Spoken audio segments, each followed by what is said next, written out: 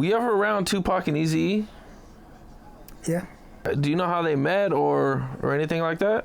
They met, through Digital Underground. Our manager was also the road manager for N.W.A. and Ruthless Records. So we kind of, even when we were coming up, we would be around N.W.A. They actually came to our album release party when we first put our record out. So we knew N.W.A. Dre, Eazy, Cube, all of them, Ren. Oh, okay. So you guys knew each other, and then Tupac becoming part of the group, it was just kind of like a natural thing. Yeah. That came in. Kind of part of the family, per se. Oh, I seen somewhere that you guys were on an elevator, and this was, because at one point, N.W.A. and Death Row kind of started going at it or something, and then, there was a point where Tupac and Eazy were in an elevator and ran into some dudes from Death Row. Yeah, it was some shit. We was in the elevator, and then I think it was Warren G or somebody, but him and Eazy had some words. But we were with Above the Law, getting ready to go perform the song we did with them, and then it was like some words back and forth, and cats was about to pull out guns and shit. But everything was cool, or I mean, it worked out. I'm still here. Okay. I didn't get shot. Oh, there was. Okay. Nobody got shot. So there was guns pulled out though? And yeah, but none's fired. None were fired. And then this was at a concert, right? This was at a show. At a show. LA that we were about to go do. And were you shocked to see all this, or? Not really. I kind of grew up around those type of situations, so it was more or less.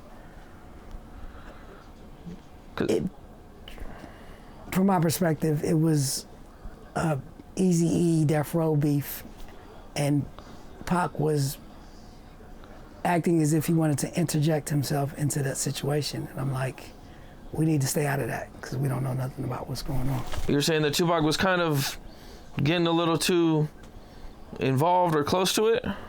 Yeah, in my opinion, he was acting a little bit too close to, just because two cats are fighting, if you don't know what's happening and you know all of the people, I didn't think we had any business trying to get involved, I don't think people really knew too much about Tupac and Eazy's relationship, or, that they were really like that close, or that they knew each other like that.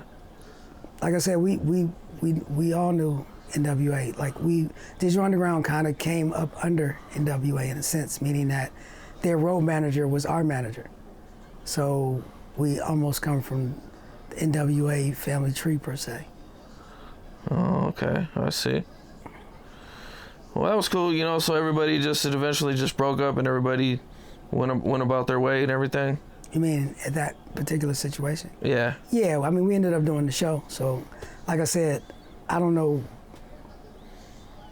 Was that the only time you guys ran into Death Row? Or I don't want to say ran into Death Row because I know you guys said that. Was that the only time that something like that happened? With me, yeah. With you? What was it like recording I Get Around? It was dope. For me, recording it, like from the time I heard the beat, from the time we did the song, even before we did the video, I knew it was a hit record. Right? We all did, meaning all of us in our camp. I even asked or told Tupac that should have been the first single off that album. But when we did the video, that was like, up to that day, that was like the funnest day of my life. Just of hanging and partying or whatever, because it was just like a big party. So I knew that if the video showed half the fun we had that day, and as great as that song was, I knew it was gonna be a hit, like no doubt. So I was very confident in that song. And you can see it's still relevant today. So, and it's still one of my favorite songs that we did. Did Tupac think it was a hit from the beginning? I don't know. He may or may not have. I think at that time, or at least I know when we did the video, Pac was unhappy with his record sales because the first single, I think it was "Holla If You Hear Me." Yeah, that was the first single, and didn't do too well. So he was upset with the record label. So I don't know if he paid much attention to it or if he, he was maybe starting to sour on Interscope, and that when that single dropped, it just brought it all back to life. So I never had a conversation with him about what he actually thought about the record, and it really didn't matter because I knew it was a hit, so I didn't give a fuck about what he thought. I was like, dude, this is your hit, deal with it, and that's that. So he puts this song out, and this is his first big song. No. I would say no. Remember Dear Mama came out before that. Wait, no, Dear Mama came out after that. His first big song was probably Brenda's Got a Baby, which was all right. Damn, you make me think. I think that was one of his first big songs, I believe. You'd have to go back and look at Wikipedia and see if he had a hit that charted before that, or how high. But yeah, because that was on Strictly. That was the second album, and that kind of took it to the next level.